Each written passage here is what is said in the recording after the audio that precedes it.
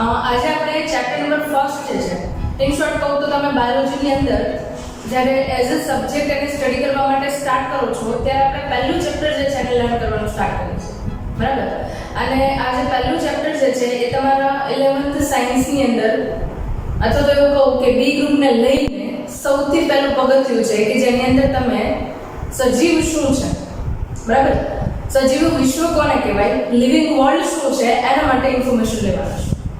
અત્યાર સુધી આપણે ઘણી બધી ચર્ચાઓ કરી છે, ઘણા બધા ઓલરેડી અલગ અલગ ચેપ્ટર્સ ના વિડીયો પણ અવેલેબલ છે, બરાબર, તમે ચેનલ પર જઈને જોઈ શકો છો.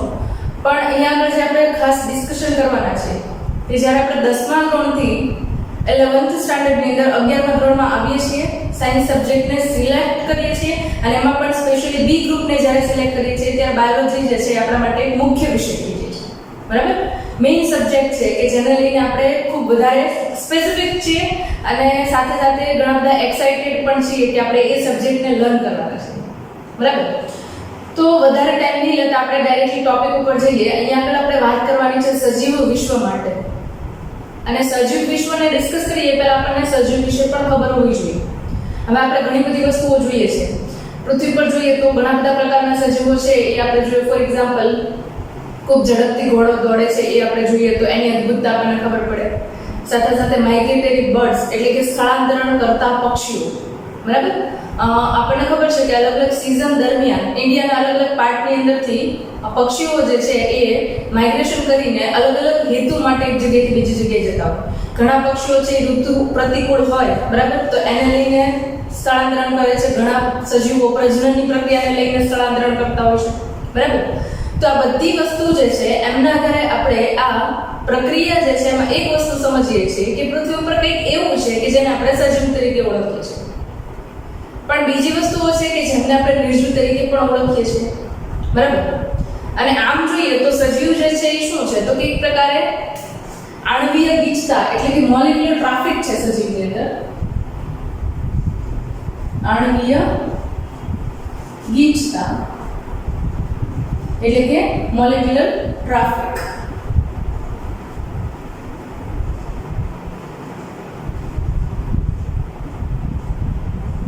ઓકે, મોલેક્યુલર ટ્રાફિક જે છે ને થોડું વધારે હું ડિફાઇન કરી દઉં તમને. કોઈ પણ સજીવ જોઈએ તો ઘણા બધા અણુઓનો બનેલો છે કહી શકો. આમ જોઈએ તો શું છે તો કે ઘણા બધા રસાયણોનો બનેલો છે કહી શકો, બરાબર. રસાયણો એટલે અહીંયા આગળ મતલબ લઈશું કાર્બોદિત, પ્રોટીન, લિપિડ, આ બધા જ છે એક પ્રકારે રસાયણો છે હું કહી શકું, બરાબર. હવે બધા જ જે રસાયણો છે એમને લઈને આપણે જ્યારે વાત કરીએ છીએ ત્યારે કોઈ પણ એક સજીવ છે એની અંદર કાર્બોદિત, લિપિડ, પ્રોટીન આ બધા ભેગા થઈને શું બનાવે તો કે અલગ અલગ પ્રકારના કોષોની અંદર રહેલી અંગિકાઓ એટલે કે ઓર્ગેનલ્સ બનાવે છે. ફોર એક્ઝામ્પલ, ગોલ્ગી ગાય, કોષ કેન્દ્ર, કણાભસૂત્ર, હરિતકણ, આવી અઢળક અંગિકાઓ છે આપણા કોષની અંદર હાજર છે. અને આ બધી જ અંગિકાઓ છે કોના વડે બનેલી છે તો કે એક પ્રકારે જોઈએ તો એ એની અંદર રહેલા અણુઓ જે છે એમના વડે બનેલી છે. એટલે હું એવું કહી શકું કે કોઈ પણ સજીવનો કોષ જે છે એ મોલેક્યુલર ટ્રાફિક ધરાવે છે, બરાબર, કારણ કે એની અંદર અલગ અલગ પ્રકારના મોલેક્યુલ્સ આવેલા છે, અણુઓ આવેલા છે. એ અણુઓ છે જ્યારે જોડાય ત્યારે મહાઅણુઓ બનાવે છે અને એ મહાઅણુઓ છે ચોક્કસ પ્રકારના કાર્યને અનુલક્ષીને રૂપાંતરણ ધરાવે છે અને અંતે કોષો બનાવે છે. કોષો જે છે એમના વડે ધીરે ધીરે કરતા સજીવનું નિર્માણ થાય છે. જો કે આખી લિંક જે છે ને આપણે પાસે ડિટેલમાં સ્ટડી કરવાના છે, જે આગળ ઉપર આપણે ડિસ્કસ કરવાનું છે, બરાબર. હવે ઘણી બધી વાર આપણે જોઈએ છે કે બે મુખ્ય ગર્ભિત પ્રશ્નો, બરાબર. એક તો કે પહેલી વાત કે સજીવ કે નિર્જીવ બંનેને કેવી રીતે ભેદ પાડવો, બરાબર. ફર્સ્ટ ક્વેશ્ચન છે આપણો અહીં આગળ, સજીવ કે નિર્જીવ, મોર્ટલ થિંગ્સ ઓર ઇનમોર્ટલ થિંગ્સ, લિવિંગ કે નોન લિવિંગ, બરાબર. આ બંને વચ્ચે શું ભેદ છે, બરાબર. અને બીજો પ્રશ્ન છે આપણી પાસે જેની અંદર ખાસ કરીને વાત કરીએ આપણે તો અહીંયા આપણે વાત કરવાની છે આપણે જીવનનો હેતુ શું છે, જીવનનો હેતુ શું છે. આ બે મુખ્ય પ્રશ્નો છે આપણી પાસે. હવે એમાં સજીવ કે નિર્જીવ જે છે ને એ એઝ અ બાયોલોજી સ્ટુડન્ટ અથવા તો આપણે સાયન્સના સ્ટુડન્ટ છે તો એને વધારે સારી રીતે ડિફાઇન કરશું. એટલે જે આપણો પહેલો પ્રશ્ન જે છે ને એના ઉપર આપણે વધારે ફોકસ કરશું, બરાબર. જ્યારે આ જે પ્રશ્ન છે એ ફિલોસોફીને લગતો છે, તત્વજ્ઞાનને લગતો છે. ફિલોસોફી એટલે આપણને ખબર છે કે જેની અંદર અલગ અલગ પ્રકારના મહાપુરાણ છે એનો અભ્યાસ કરીએ છીએ અને એને અનુલક્ષીને આપણે કહીએ ને એક પ્રકારે અલૌકિક શક્તિ છે જેના વડે આપણને જીવનનો હેતુ છે મળતો હોય છે, બરાબર? તો એ વસ્તુ છે આપણે અહીંયા આગળ ડિસ્કસ કરવાના નથી. આપણે જે મેઇન ફોકસ કરવાનું છે સજીવ અને નિર્જીવ શું છે ને એના માટે આપણે ફોકસ કરવાનું છે, એટલે આના ઉપર આપણે ધ્યાન દઈશું નહીં. આ ફિલોસોફી છે, બરાબર? ઓકે, તો ફર્સ્ટ ઓફ ઓલ વાત કરીએ કે સજીવ છે એવું આપણે ક્યારે કહી શકીએ? તો કે સજીવ છે એને પોતાની ચોક્કસ લાક્ષણિકતા હોય. એટલે હું અહીંયા પહેલા લખું છું સજીવના લક્ષણો, જેના આધારે આપણે પહેલી નજરે નક્કી કરી શકીએ કે સજીવ કયા ઘટકોને કહીશ અને નિર્જીવ કયા ઘટકોને કહીશ. આ પહેલી વસ્તુ છે જેને આપણે ડિફાઇન કરવાની છે. ઓકે, સજીવના લક્ષણો જે છે એની અંદર ફર્સ્ટ ઓફ ઓલ વાત કરીએ તો અહીંયા આગળ આપણે એક એક પોઈન્ટ્સ લખતા જઈએ, બરાબર? સૌથી પહેલા વાત કરું તો અહીંયા આગળ પ્રથમ લક્ષણ તરીકે હું લખીશ સજીવોમાં પ્રજનન, સજીવોમાં ચયાપચય, સજીવોમાં વૃદ્ધિ, સજીવોમાં પર્યાવરણ પ્રત્યેની સભાનતા,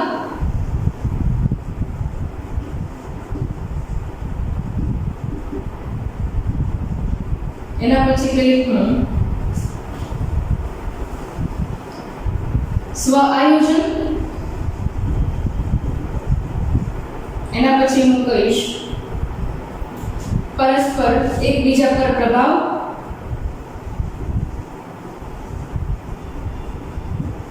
અને એની સાથે આકર્ષણ.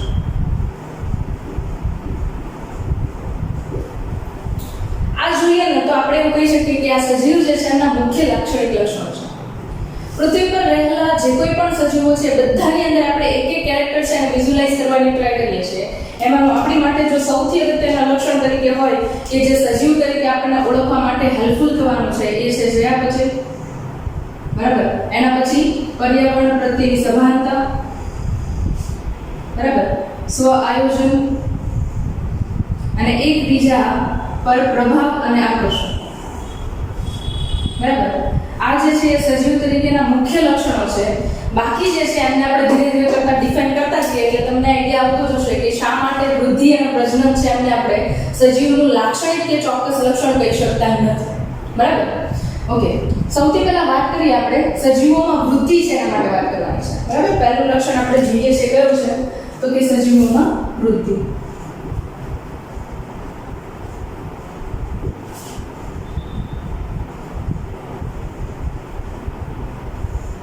ઓકે, સજીવોમાં વૃદ્ધિ જે છે એનું એક લાક્ષણિક લક્ષણ છે એવું કહી શકીએ. હવે વૃદ્ધિ છે એ બે પ્રકારની હોઈ શકે. સજીવોના કોષોના કદમાં થતો વધારો, અને બીજું વૃદ્ધિ તરીકે લક્ષણ કહું તો અહીંયા આગળ શું આવશે તો કે બીજું વૃદ્ધિ તરીકે લક્ષણ કહું તો અહીંયા આગળ આવશે સંખ્યામાં થતો વધારો.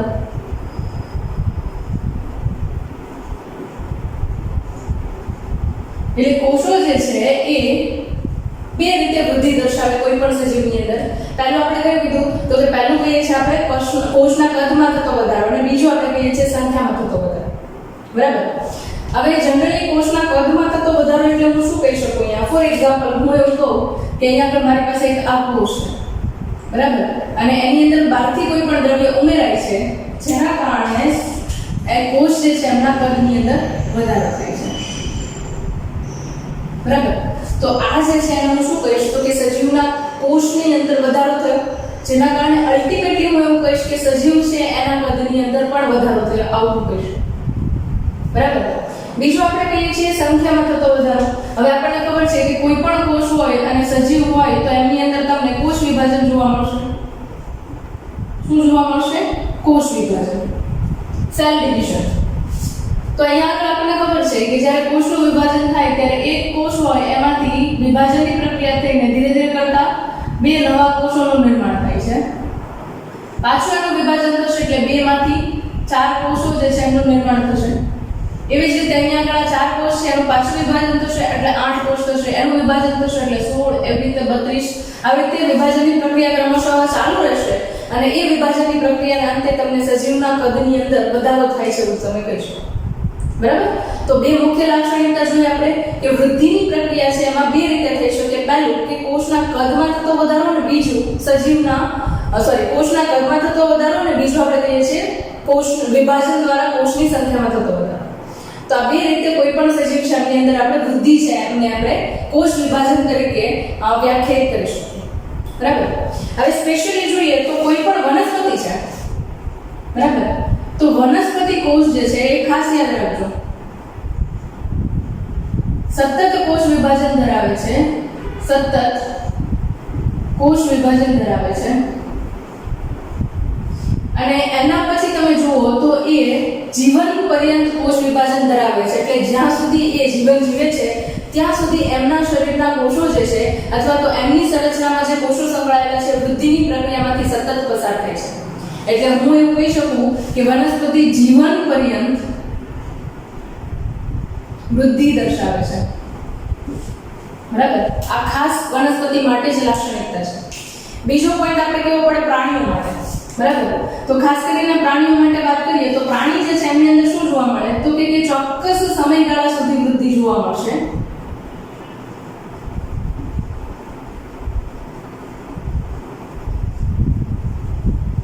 બરાબર? શું જોવા મળશે તો કે ચોક્કસ સમયગાળા સુધી તમને વૃદ્ધિ જોવા મળે છે. મતલબ કે અહીંયા આગળ આપણે હ્યુમન બીંગની વાત કરીએ, મનુષ્યની વાત કરીએ તો તમને ખબર છે કે પુખ્તાવસ્થા સુધી મેક્સિમમ જોઈએ ને તો કોઈ પણ સજીવ છે એની અંદર તમને 22 કોઈ પણ સજીવ એટલે ઇન શોર્ટ હું તમને કહું તો હ્યુમન બીંગ માટે જ વાત કરીએ છીએ. લગભગ તમે જુઓ તો 22 વર્ષ સુધી આપણા શરીરની અંદર વૃદ્ધિ ઊંચાઈની અંદર વધારો થવાની પ્રક્રિયા થાય છે. બરાબર?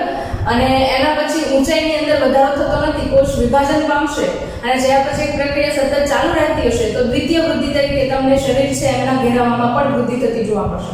બરાબર? તો એ વસ્તુ છે એ પણ વૃદ્ધિ દર્શાવે છે. એટલે આમ જોઈએ તો જીવન પર્યંત વૃદ્ધિ જે છે પ્રાણીઓમાં જોવા મળતી નથી એવું કહી શકીએ, અને વનસ્પતિ જે છે એની અંદર જીવન પર્યંત વૃદ્ધિ થાય છે. છતાં પણ એક વસ્તુ અહીંયા કહી દઉં કે પ્રાણી જે છે એમની અંદર ચોક્કસ સમયગાળા સુધી વૃદ્ધિ થાય છે, પણ જ્યાં સુધી સજીવ જીવે છે ત્યાં સુધી એમના અંદર રિપેરિંગની પ્રોસેસ એટલે કોષને નવા બનાવવા, બરાબર, કોઈ જગ્યાએ ઘા આવ્યો છે તો ત્યાં આગળ નવા કોષો આવવા, તો એ પણ કોષ વિભાજનના કારણે થતી એક પ્રકારની વૃદ્ધિ જ છે જેને આપણે વૃદ્ધિ તરીકે ઓળખાવી શકીએ. પણ જેમ વનસ્પતિની અંદર સતત ઊંચાઈમાં વધારો થાય છે એ રીતે તમને વધારો થતો અહીંયા આગળ જોવા મળશે નહીં. બરાબર? તો આ વસ્તુ છે એને આપણે ખાસ ધ્યાનમાં લઈશું. ઓકે, હવે અહીંયા આગળ એક પ્રશ્ન છે. ઘણી બધી વાર આપણે જોઈએ છીએ કે પર્વતો હોય, બરાબર, એટલે ઇન શોર્ટ કહું કે હું અહીંયા આગળ તમને નિર્જીવ ઘટકો છે એમના માટે વાત કરું છું. બરાબર? નિર્જીવ ઘટકો તરીકે પર્વતો, શિલાઓ, પછી રેતીનો ઢગલો, આ બધા જ છે એ શું છે તો કે નિર્જીવ ઘટકો છે. પણ કદાચ ધારો કે કોઈ જગ્યાએ ભૂકંપ આવી જાય છે, બરાબર, અને એના કદની અંદર વધારો થઈ જાય છે, ઊંચાઈ છે એની અંદર વધારો થઈ જાય છે, તો એક પ્રકારે એ પણ શું થયું વૃદ્ધિ થઈ ને. બરાબર? ભલે નિર્જીવ ઘટકો છે, ભલે કોઈ પણ બાહ્ય પરિબળ છે એમના વડે વૃદ્ધિ થઈ છે. બરાબર? જ્યારે સજીવ હોય તો એની અંદર સ્વયં પ્રેરિત વૃદ્ધિ હોય, પણ બંનેની અંદર જ્યારે આપણે વૃદ્ધિને જોઈએ છીએ ત્યારે સજીવની અંદર વૃદ્ધિ જે છે એ અંતઃસ્તરીય થતી જોવા મળે, જ્યારે નિર્જીવ જે છે એમની અંદર તમને સપાટીય દ્રવ્યની અંદર સતત ઉમેરો થતો જોવા મળે. બરાબર? તો કોઈ પણ રીતે તમે જુઓ છો તો સજીવ અને નિર્જીવ બંને જે છે થોડા ઘણા પ્રમાણની અંદર વૃદ્ધિ દર્શાવે છે. ખાલી ડિફરન્સ એટલો છે કે નિર્જીવ ઘટકો છે એમની અંદર બાહ્ય પરિબળોથી પ્રેરિત વૃદ્ધિ હોય, જ્યારે સજીવ છે એમની અંદર અંતસ્થ રીતે ઇન્ટરનલી ગ્રોથ વૃદ્ધિ થતી જોવા મળે છે. આ બંને વચ્ચેનો મુખ્ય તફાવત છે. અને આના જ કારણે આપણે અહીંયા આગળ સજીવોને વૃદ્ધિ છે એમને લાક્ષણિક લક્ષણ તરીકે દર્શાવી શકતા નથી, કારણ કે વૃદ્ધિની પ્રક્રિયા તમને વનસ્પતિ, પ્રાણી તેમજ નિર્જીવ ઘટકો છે એમની અંદર પણ જોવા મળે છે. બરાબર? એટલે વૃદ્ધિ જે છે એમને આપણે સજીવનું લાક્ષણિક લક્ષણ કહી શકતા નથી. આ વસ્તુ છે એને આપણે ખાસ યાદ રાખશું. બરાબર? ઓકે, નેક્સ્ટ એના પછી બીજું લક્ષણ જે છે આપણે જોવાનું છે પ્રજનન એટલે કે રિપ્રોડક્શન. શું કહેશું આપણે? રિપ્રોડક્શન.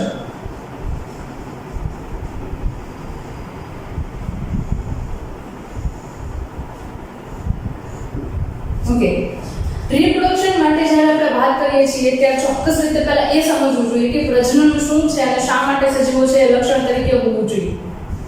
હવે આપણને ખબર છે કે કોઈ પણ કોષ હોય તો કોષની અંદર કોષ કેન્દ્ર હોય અને એ કોષ કેન્દ્ર છે એની અંદર શું હોય તો કે જનીનિક દ્રવ્ય ડીએનએ ડીઓક્સીરિબોન્યુક્લિક એસિડ આવું આપણે નામ સાંભળ્યું છે. તો પ્રજનન છે એ શું છે તો કે કોઈ પણ રીતે સજીવ જે છે પોતાનું અસ્તિત્વ ટકાવે છે. પૃથ્વી ઉપર શું કરે છે તો કે પોતાનું અસ્તિત્વ ટકાવે છે. આપણને ખબર છે કે દરેક સજીવની વૃદ્ધિ થાય પહેલા તો દરેક સજીવ શાનું પ્રજનનની પ્રક્રિયા વડે નિર્માણ થશે.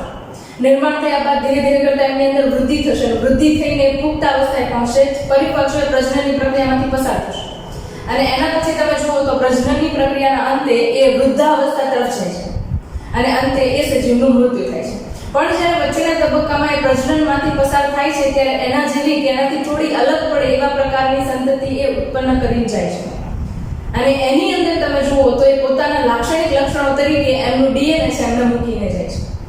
હું એમ કહું કે મારી જે પ્રજનનની પ્રક્રિયા થઈ મારા પેરેન્ટ્સ વડે, બરાબર, તો એ પ્રજનનની પ્રક્રિયા વડે શું થયું તો કે મારા લાખો વર્ષો જૂના જે પૂર્વજો હતા એમના પણ જનીનિક દ્રવ્ય છે ડીએનએ છે મારી અંદર પ્રેઝન્ટ છે એવું કહી શકું, બરાબર.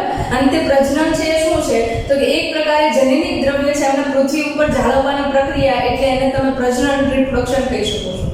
અને એ રિપ્રોડક્શનની પ્રોડક્ટ એટલા તો એવું કહું કે રિપ્રોડક્શન છે પ્રજનન છે એમના વડે ઉત્પન્ન થતી સંતતિ જે છે એ આગળ ઉપર ફરીથી પ્રજનનની પ્રક્રિયા વડે પોતાના જેવી જ નવી સંતતિ ઉત્પન્ન કરશે અને એમના પૂર્વજો વડે જે વારસો આપવામાં આવેલો છે એ આગળ ઉપર એમના સંતતિને પણ એ વારસો આપશે, બરાબર.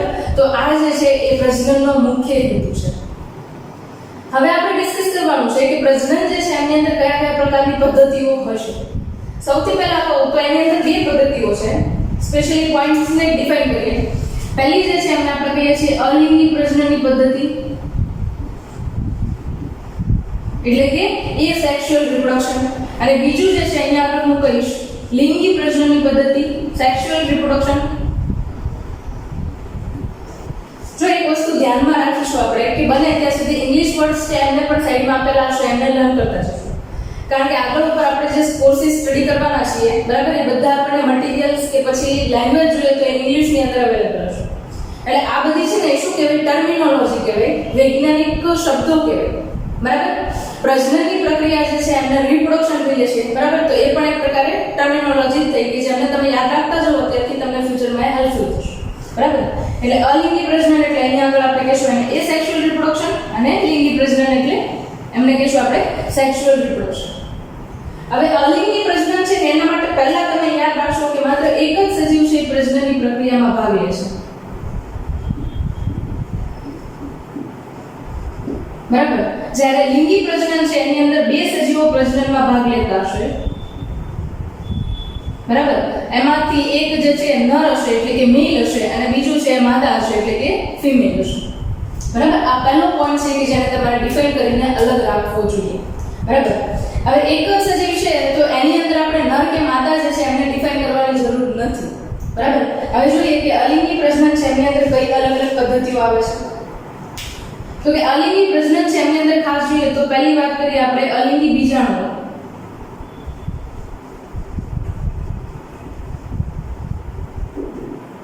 અલિંગી બીજાણુઓ વડે તમને મોટા ભાગે પ્રજનનની પ્રક્રિયા છે અલગ અલગ પ્રકારની ફૂગ છે એની અંદર જોવા મળશે, બરાબર. ફોર એક્ઝામ્પલ પેનિસિલિયમ, બરાબર. તો એ ફૂગ જે છે એની અંદર અલિંગી બીજાણુઓ ઉત્પન્ન થાય છે અને એ બીજાણુઓ જે છે એ પ્રજનનની પ્રક્રિયા વડે અહીંયા આગળ તમને એમની સંતતિ ઉત્પન્ન કરતા જોવા મળશે અને આ બીજાણુઓ છે એમનું અંકુરણ થશે એટલે એમાંથી પાછી નવી ફૂગ છે એ પેનિસિલિયમ એમનું તમને નિર્માણ થતું જોવા મળશે. એટલે પહેલો પ્રકાર કયો થયો તો કે અલિંગી પ્રજનન પદ્ધતિ વડે બીજાણુઓનું નિર્માણ કરો. એના માટેની ચોક્કસ પદ્ધતિ જે છે તમારે સ્ટાન્ડર્ડ 12 ની અંદર ચેપ્ટર નંબર 1 છે એમાં આવશે અને આગળ ઉપર આપણે ફૂગ જે છે એમની પ્રજનન પદ્ધતિઓ જોશું ચેપ્ટર નંબર 3 માં, ત્યાર પછી એના વિશે ડિટેલમાં તમે સ્ટડી કરશો, બરાબર. બીજી જે અહીંયા આગળ પદ્ધતિ છે કઈ છે અલિંગી બીજાણુઓ વડે થાય છે એ પદ્ધતિ છે, બરાબર. બીજું જોઈએ તો અહીંયા આગળ તમને જોવા મળે છે પુનઃસર્જનની પ્રક્રિયા. ખાસ કરીને તમે પ્લેનેરિયા છે એમનું નામ સાંભળ્યું છે, બરાબર. પ્લેનેરિયા જે છે એમનું નામ સાંભળ્યું છે. હવે અહીંયા આગળ તમે જુઓ તો પ્લેનેરિયા છે એ કંઈક આવા પ્રકારે તમને દેખાતું હોય એવું સજીવ છે. સ્લાઇડની અંદર મોસ્ટ ઓફ આપણે એમને જોઈ શકતા હોઈએ છીએ, બરાબર. પ્લેનેરિયા કંઈક આવું દેખાય આપણે. હવે પ્લેનેરિયા જે છે એમના કોઈ પણ કારણસર અહીંયાથી બે ટુકડા થઈ જાય છે અથવા તો તૂટી જાય છે. તો અહીંયા આગળ બે ટુકડા થાય એટલે એક ભાગ છે એની અંદર તમને શીર્ષ પ્રદેશ જોવા મળશે અને બીજો ભાગ છે એની અંદર તમને નીચેનો પ્રદેશ છે એ જોવા મળશે. તો પ્લેનેરિયા જે છે એમની અંદર કેપેસિટી છે કે એ આ ભાગ છે નીચેની તરફનો ભાગ છે એમને વિકાસ કરશે, બરાબર. અને જ્યાં આગળ આ નીચેનો ભાગ છે ત્યાં આગળ એ ઉપરના ભાગનો વિકાસ કરશે. અને એના વડે એને શું કર્યું તો કે બે નવા સજીવ છે એ પોતાનામાંથી ઉત્પન્ન કર્યા. તો આ પ્રકારની જે પ્રજનન પદ્ધતિ છે એમને આપણે કહીશું પુનઃસર્જન પ્રજનન પદ્ધતિ, જે ખાસ કરીને તમે પ્લેનેરિયામાં જુઓ છો, બરાબર.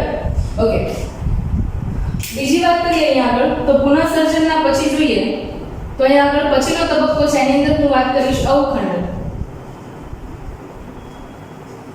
ખાસ કરીને જોઈએ તો આપણને ફૂગ છે, લીલ છે, બરાબર, એની જેવા સજીવો છે એમની અંદર તમને જોવા મળશે ફૂગ અને લીલ. હવે એની અંદર તમે જુઓ તો સામાન્ય રીતે શું હોય તો કે આવી તંતુમય સંરચનાઓ જોવા મળતી હોય. તંતુમય સંરચનાઓ એટલે તો કે માઇક્રોસ્કોપની અંદર જોઈએ ને તો આપણને ખાલી આવો તાતણો હોય ને એ જ દેખાશે, બીજું કંઈ નહીં, બરાબર. હવે કોઈ પણ કારણસર આ તાતણાઓ છે એ તૂટી જાય છે ફોર એક્ઝામ્પલ, બરાબર.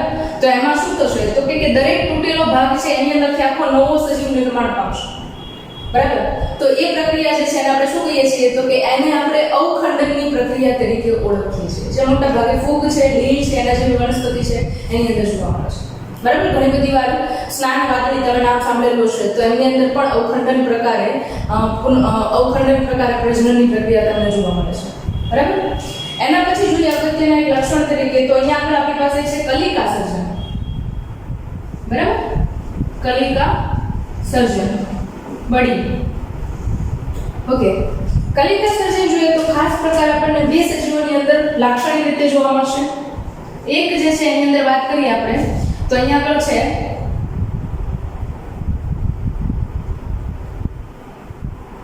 કલિકા સર્જનમાં ફૂગ તરીકે ઈસ્ટ, બરાબર. અને બીજું જે છે એ હાઇડ્રા જેવા સજીવો. આ બંનેના નામ આપણે સાંભળેલા હશે, બરાબર. હાઇડ્રા અને ફૂગ. હવે તમે ફૂગ જુઓ એમાં ઈસ્ટ જે છે એક કોષીય ફૂગ છે, લાક્ષણિક લક્ષણ તરીકે યાદ રાખજો. એ ફૂગ જે છે એમના કોષ ઉપરથી ધીરે ધીરે કરતા બહારની બાજુ એક નાનો કોષ છે ઉત્પન્ન થશે. ધીરે ધીરે કરતા એ કોષ છે એ કદમાં વધારો પામશે અને અંતે બે નવા કોષો જે છે એ ફૂગ તરીકે પોતે અસ્તિત્વ ધરાવે છે, બરાબર. એવી જ રીતે તમે હાઇડ્રા જુઓ તો હાઇડ્રા જે છે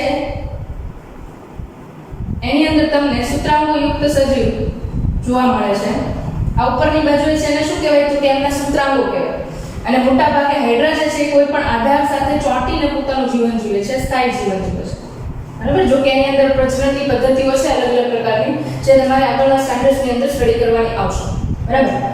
તો હાઇડ્રા જે છે એમની અંદર તમને બહારની બાજુએ આવી રીતે નાની કલિકા છે ઉત્પન્ન થતી જોવા મળશે. ધીરે ધીરે કરતા એ નવા સજીવ તરીકે વિકાસ પામવાનું ચાલુ કરશે અને આ રીતે બાહ્ય કલિકાનું સર્જન થતું જોવા મળે છે, એક્સટર્નલ બડી, બરાબર.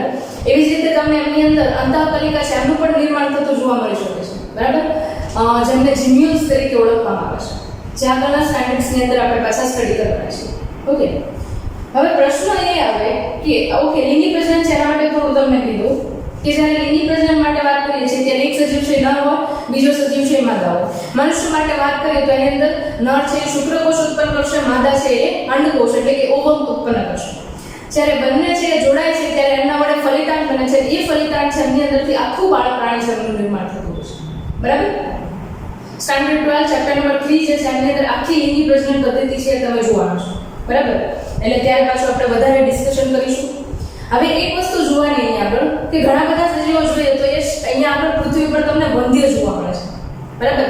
એટલે કે કોઈ પણ કારણસર એમનું પ્રજનન તંત્ર છે એ કાર્યરત નથી, બરાબર. તો એવા સજીવોને આપણે શું કહીએ સ્ટરાઇલ ઓર્ગેનિઝમ્સ અથવા તો એવું કહીએ વંધ્ય સજીવો. અને આવા સજીવો તરીકે આપણે જોઈએ તો ખચ્ચરનું નામ સાંભળેલું છે, બરાબર. જે આપણે જોઈએ હાઇબ્રિડાઇઝેશન એટલે કે સંકરણની પદ્ધતિ વડે ઉત્પન્ન થાય છે, બરાબર. તો એ ખચ્ચર જે છે એમાં ઘોડા અને ગધેડાનું મિશ્રણ છે, બરાબર. એમના વડે એ ખચ્ચર ઉત્પન્ન કરવામાં આવે છે અને એ કેવું છે તો કે વંધ્ય છે.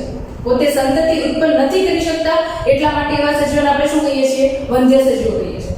ઘણી બધી વાર માનવ યુગલ હોય, બરાબર, મેરેજ થઈ જાય અને પતિ પત્ની છે એમાંથી કોઈ પણ એકની અંદર ખામી હોય તો પણ એવું બને કે એમ એ પોતે સંતતિ ઉત્પન્ન કરવા માટે સક્ષમ નથી, જેને માનવ વંધ્ય યુગલ તરીકે ઓળખીએ છીએ, બરાબર. તો આવા પ્રકારના સજીવો છે. અને આનો ઉપરાંત તમે જુઓ તો ત્રીજું આપણને આપેલું છે મધમાખી છે. એમની અંદર એક જાતિ આવે. આમ જોઈએ તો ત્રણ અલગ અલગ હોય. એમની અંદર રાણી હોય, નર એટલે કે ડ્રોન હોય, અને ત્રીજું જે છે એમને વર્કર્સ એટલે કે કામદાર માખી કહેવાય, બરાબર.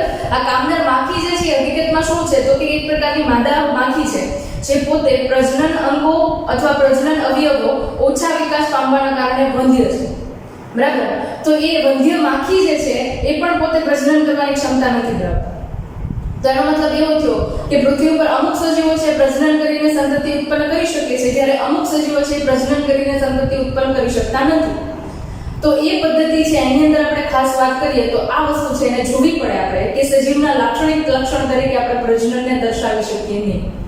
એનો મતલબ એવો તો નથી કે જે સજીવો પ્રજનન નથી કરતા એ પોતે લિવિંગ ઓર્ગેનિઝમ્સ નથી, બરાબર, એવું આપણે નહીં કહી શકીએ, બરાબર. તો મારે હવે પ્રજનન છે એને લાક્ષણિક લક્ષણ તરીકે દેખાડવું છે, તો એના માટે હું એવું કયું કેરેક્ટર દેખાડું જેના કારણે હું એવું કહી શકું કે આ સજીવ છે લાક્ષણિક રીતે શું છે તો કે એ સજીવ છે, બરાબર. તો એ કેરેક્ટર માટે આપણે વાત કરવાના છીએ અહીંયા આગળ, એ છે આપણું ચયાપચય, બરાબર. એટલે કે ત્રીજું લક્ષણ કે જેની અંદર સજીવો છે એમને આપણે ચયાપચય વડે દર્શાવી શકીએ છીએ. ચયાપચય જે છે એને આપણે કહીએ છીએ મેટાબોલિઝમ, બરાબર. ચયાપચયને શું કહીએ આપણે? મેટાબોલિઝમ. ઓકે.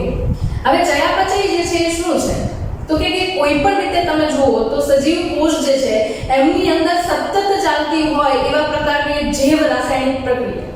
ફરીથી એકવાર રિપીટ કરું છું, સતત ચાલતી હોય એવા પ્રકારની જૈવ રાસાયણિક પ્રક્રિયા, એટલા માટે એને હું કહીશ ચયાપચય. ઓકે. હું કોઈ પણ કોષ લઉં છું, બરાબર. તો એ કોઈ પણ કોષ જે છે એમની અંદર તમે લાક્ષણિક રીતે જુઓ છો તો એ લાક્ષણિક કોષ જે છે એમની અંદર સતત તમને ચયાપચયની પ્રક્રિયા ચાલુ જોવા મળશે. અને એ ચયાપચયની પ્રક્રિયા જે છે એ શું દર્શાવે છે તો કે એમની અંદર બે પ્રક્રિયાઓનો સમાવેશ થાય છે. એક જે છે એમને હું કહીશ ક્ષય પ્રક્રિયાઓ અને બીજું જે છે એમને હું કહીશ અપચય પ્રક્રિયાઓ. એટલે કે ક્ષય પ્લસ અપચય એટલે ઇઝ ઇક્વલ ટુ ચયાપચય, બરાબર. ઓકે. હવે આ બંને પ્રક્રિયાઓ છે એમને અલગ અલગ રીતે આપણે વ્યાખ્યાયિત કરીએ.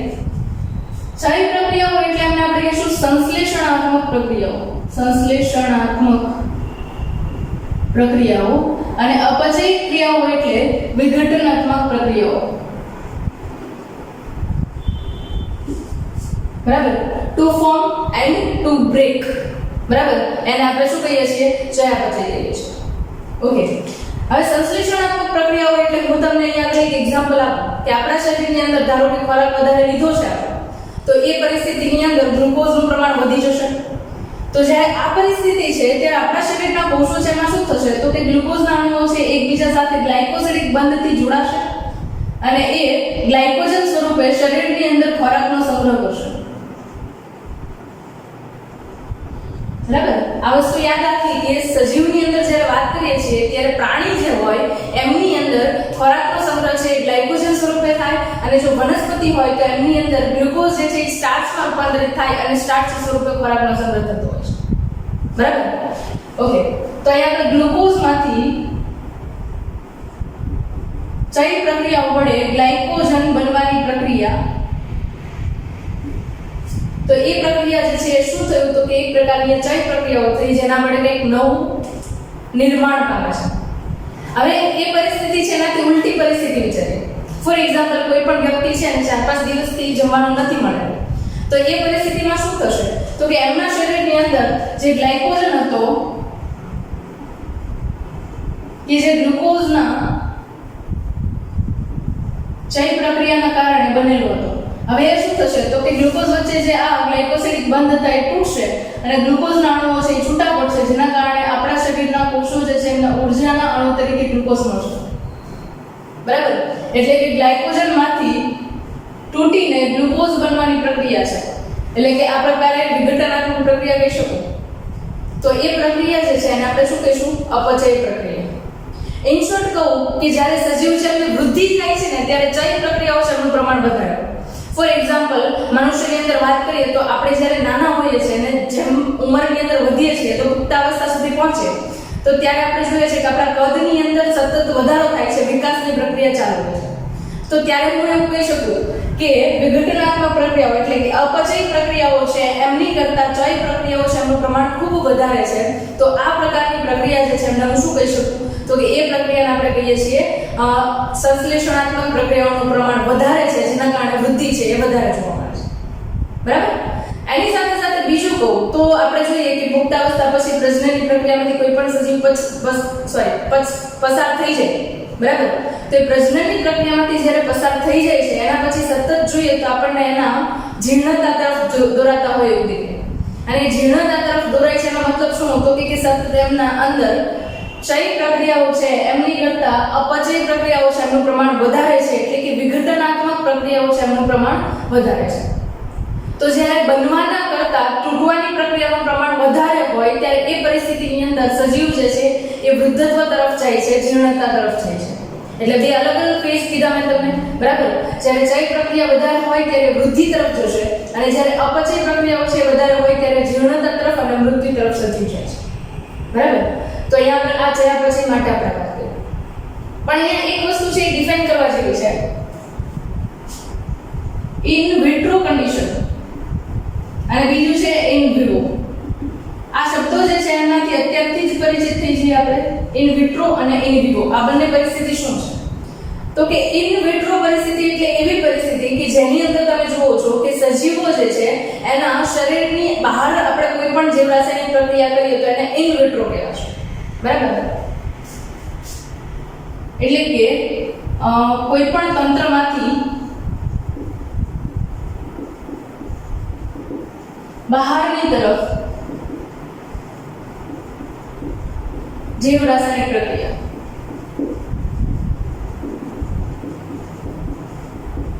બરાબર? એટલે હું એવું કહું કે મારા શરીરમાંથી કોઈ પણ એક કોષ છે એને બહાર કાઢ્યો છે અને ટેસ્ટ ટ્યુબમાં મૂકીને હું એના ઉપર કેટલીક પ્રોસેસ કરું છું તો એ પ્રક્રિયાઓ છે એને કેવી કહેવાશે? તો એ પ્રક્રિયાઓ જે છે એમને હું ઇન વિટ્રો કન્ડિશનની અંદર થતી જીવ રાસાયણિક પ્રક્રિયાઓ કહીશ. બરાબર? જ્યારે ઇન વિવો કહું છું ત્યારે આપણે શરીરની અંદર જ કેટલાક પ્રયોગો કરીએ છીએ. બરાબર? મારા શરીરની અંદર ડ્રગ્સ છે એટલે કે દવાઓ જે છે એમનું મારે એનાલિસિસ કરવું છે, પૃથ્થકરણ કરવું છે. તો એ પરિસ્થિતિ છે શરીરની અંદર જ કોષો ઉપર થાય છે. તો એ પ્રક્રિયાને હું ઇન વિવો કન્ડિશનમાં કરીએ છીએ એવું કહીશ. બરાબર? એટલે કે કોઈ પણ સજીવ તંત્રની અંદર જીવ રાસાયણિક પ્રક્રિયા.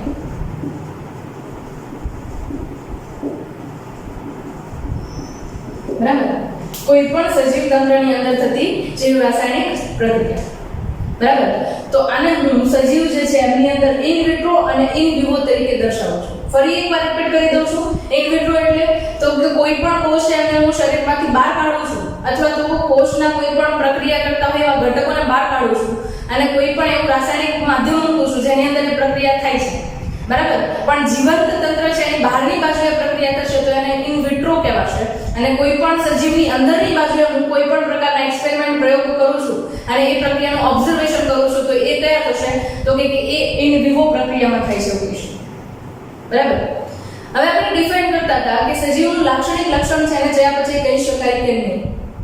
હવે અહીંયા આપણે ચોક્કસ રીતે જોઈએ ને તો સજીવ જે છે એમનું આપણે જીવ રાસાયણિક પ્રક્રિયાઓ એટલે કે ચયાપચય પ્રક્રિયાઓ છે એમને લાક્ષણિક લક્ષણ કહીશું.